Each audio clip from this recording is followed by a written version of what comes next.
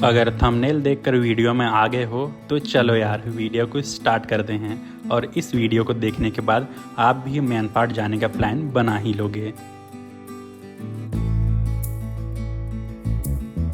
ये है मैन पाट, छत्तीसगढ़ का सबसे ठंडा एरिया। विंटर्स के टाइम पर यानी कि दिसंबर और जनवरी में मैन पाट का टेम्परेचर लगभग 4 से 5 डिग्री तक चले जाता है। छत्तीसगढ़ जैसे गर्म स्टेट के लिए 4-5 डिग्री बहुत ज़्यादा ही ठंडी होती है, यानी कि बिल्कुल ही कड़ाके की सर्दी। और इस कड़ाके भरी सर्दी में हम सब जा रहे थे मैन पाट में कैंपिंग के लिए। आप सब वीडियो को स्किप करो, उससे पहले ही बता दूं कि ये वीडियो सिर्फ कैंपिंग के बारे में नहीं है। मैन पाट एक हिल स्टेशन है जहाँ पे काफ़ी खूबसूरत वाटरफॉल्स और बहुत ही सुंदर लोकेशंस भी हैं। तो हम सारा कुछ कवर करते हुए कैंपिंग के साथ साथ सारा इन्फॉर्मेशन भी आपको इसी वीडियो में मिलेगा।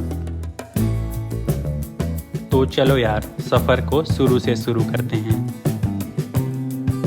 तो सफ़र की शुरुआत तब होती है जब 6 पुराने दोस्त गेट टुगेदर होते हैं और हम सब के मिलने का लोकेशन होता है अंबिकापुर।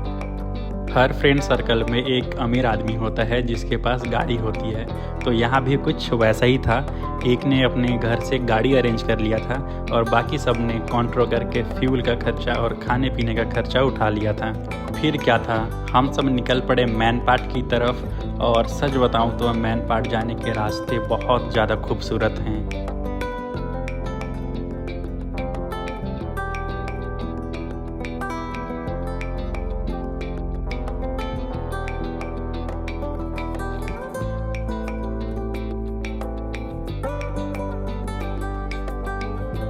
इन खूबसूरत रास्तों को एंजॉय करते करते कब हम मैन पाट पहुंच गए हमें पता ही नहीं चला।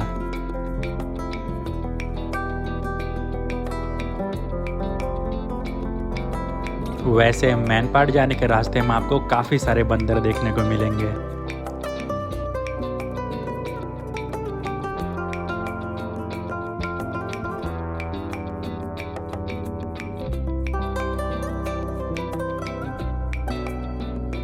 हम सब मैन पाट काफ़ी जल्दी पहुंच गए थे और कैंपिंग की जो टाइमिंग है वो शाम के 6 बजे से स्टार्ट होती है। तो हमारे पास दिन का काफ़ी सारा वक्त बचा हुआ था और हम सब का मन था कि चलो कुछ नई जगह एक्सप्लोर करते हैं मैन पाट में। काफ़ी देर डिसाइड करने के बाद हम सब ने प्लान बनाया कि चलो आज मैन पाट में कायाकिंग करते हैं, जिसके लिए हम सीधे पहुँच गए मैन पाट के बायोडाइवर्सिटी पार्क में।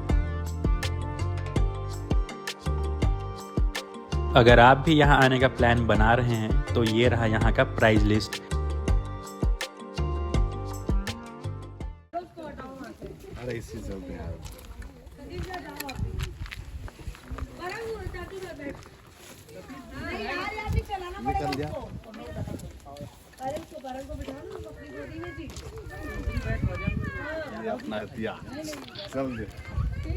तैयार हो जाओ। कौन सा लगेंगे? जय महेशमती, जय महेशमती। फर्स्ट टाइम कायाकिंग करने को जा रहा था और लिटरली कायाकिंग तो कुछ ज़्यादा ही क्रेजी हो गया।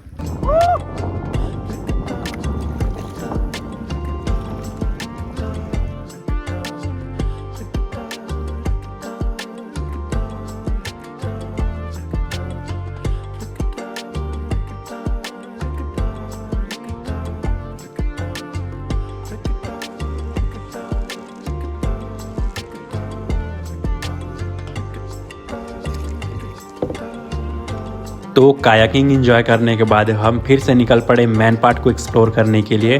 और हम अब जा रहे थे एक ऐसे वाटरफॉल के पास जो मैं अभी तक नहीं गया हुआ था। मैन पाट में काफ़ी सारी स्पॉट्स हैं जो कि मैं ऑलरेडी जा चुका हूँ, पर ये वाटरफॉल मैं कभी नहीं गया था। इस वाटरफॉल का नाम है जलपरी, लेकिन रास्ते में हमें कुछ ऐसा दिख गया कि हम बीच में ही रुक गए। जहाँ तक आपकी नज़र जाएगी वहाँ तक आपको ये सफ़ेद फूल फैले हुए दिखेंगे और ये सिर्फ आपको विंटर्स में ही देखने को मिलेंगे। ये है टाऊ के पौधे और यहाँ के लोकल लोग इनकी खेती करते हैं ओनली ऑन विंटर्स। और आपकी इन्फॉर्मेशन के लिए बता दूँ, इसी पौधे से मैदा बनता है। तो टाउ के पौधे देखने के बाद हम अपने रास्ते पर फिर से निकल पड़े और एक कमाल की लोकेशन मिली रास्ते में, बिल्कुल ही ड्रीमी।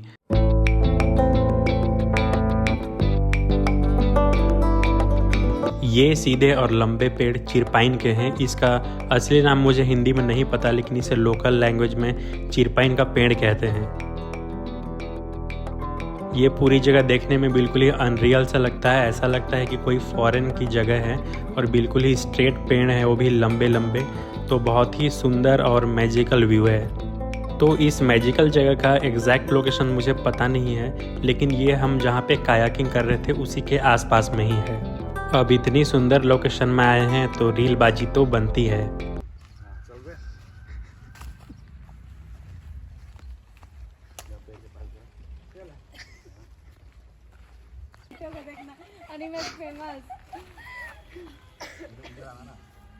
एक बात तो है यार, अपने दोस्तों के साथ समय का पता ही नहीं चलता।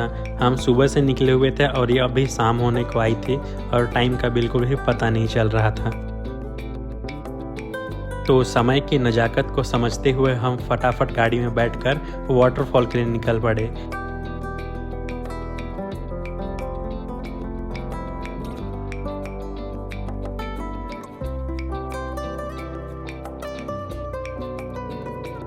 अब इतना घूमने के बाद भूख तो लग ही जाती है और वहाँ वाटरफॉल के मेन एंट्रेंस पे गर्मा गर्म नाश्ता मिल रहा था। फिर क्या था, हम भी भूखे थे और नाश्ता भी गर्म था। ये जो जलपरी वाटरफॉल है वो जंगल के बीच में है और वहाँ तक गाड़ी नहीं जाती, तो थोड़ा दूर पैदल चलकर ही जाना पड़ता है। लगभग 1.5 से 2 किलोमीटर का ट्रैकिंग है। वैसे तो शाम होने ही वाला था, लेकिन आज संडे का दिन था तो काफ़ी सारे लोग आए हुए थे, तो जाना बिल्कुल सेफ लग रहा था। आपको एक सजेशन देना चाहूँगा, अगर आप नॉर्मल डेज में आएंगे जब यहाँ भीड़ भाड़ ना हो और शाम का वक्त हो, तो आप वाटरफॉल जाने के लिए अवॉइड करना, क्योंकि यहाँ चारों तरफ जंगल है और कुछ भी हो सकता है। सो बी केयरफुल। तो ट्रैक ख़त्म करने के बाद वाटरफॉल का नज़ारा कुछ ऐसा था।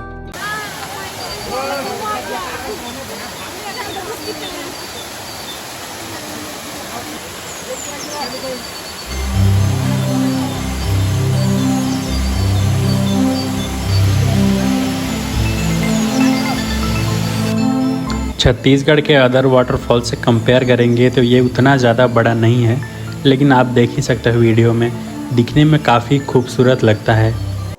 वाटरफॉल से कैंप की साइड पर जाते जाते लगभग अंधेरा हो ही गया था और जैसे जैसे अंधेरा बढ़ रहा था वैसे वैसे ही ठंडी भी बढ़ती जा रही थी। कैंपिंग के साइट पर पहुंचकर सबसे पहले हमने वहां पे बोन फायर जलवाया, तब जाकर थोड़ी राहत मिली। जब मैं वहां गया था तब कैंपिंग की प्राइस थी 500 रुपीज़ पर पर्सन, और अगर आप कपल्स हो तो आप एक टेंट में 2 रह सकते हो, यानी कि एक टेंट का प्राइस हो गया 1000 रुपीज़। बॉन फायर के साथ ही आपको यहाँ पे म्यूजिक सिस्टम भी मिल जाएगा, जिससे आप अपने दोस्तों के साथ रात में भी चिल कर सकते हैं।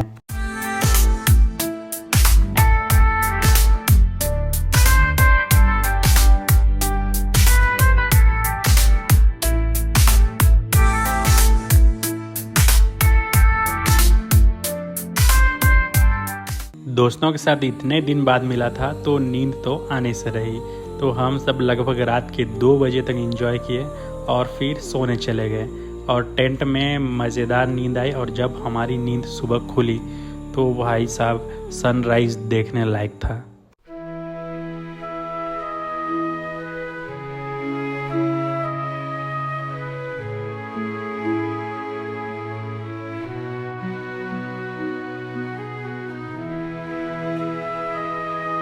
उस दिन मैंने अपने लाइफ का one of the best sunrise देखा। बहुत ही सुंदर लग रहा था और देखकर दिल को बिल्कुल सुकून मिल रहा था।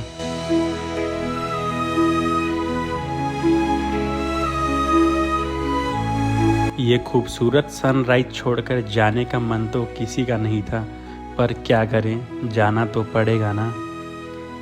दोस्तों के साथ मज़ेदार ट्रिप के बाद बैक टू नॉर्मल लाइफ। सच बताऊं तो अब 2-3 दिन काम पर जाने का मन ही नहीं होगा। हम तो मैन पार्ट से चले गए, लेकिन जो हमने मैन पार्ट में दोस्तों के साथ मेमोरीज बनाई है वो हमारे दिल में हमेशा के लिए रह गया। तो मुस्कुराइए, आप छत्तीसगढ़ के शिमला यानी कि मैनपाट में हैं। जाते जाते भी मैनपाट ने अपना एक बहुत ही खूबसूरत रूप हमें दिखाया, चारों तरफ फॉग ही फॉग। अगर मेरी वीडियो पसंद आई तो ज़्यादा मत सोचो यार, बैग पैक करो क्योंकि मैनपाट इज कॉलिंग यू।